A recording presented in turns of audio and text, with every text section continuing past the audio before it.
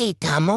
আর কতবার প্ল্যান করবা যে রমজানে ওয়েট লস করবা কিন্তু করতে পারো না? লজ্জা করে না? তাও আবার চিনিওয়ালা শরবত খাও। খালি স্ক্রল না করে এই ভিডিওটা দেখো আর এটা বানায় খাও শরবতের পরিবর্তে। এটার জন্য মাত্র লাগবে একটা আপেল আর হাফ নাশপাতি। নাশপাতি না থাকলে তোমরা নাও দিতে পারো, কোনো সমস্যা নাই।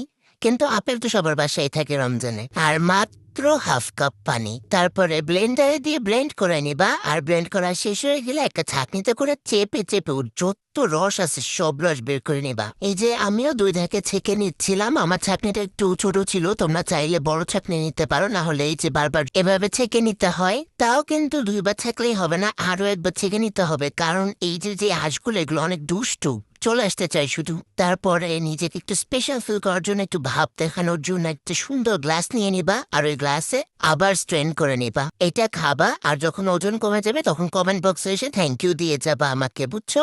লাইক আর কমেন্টটা এখনই করবা।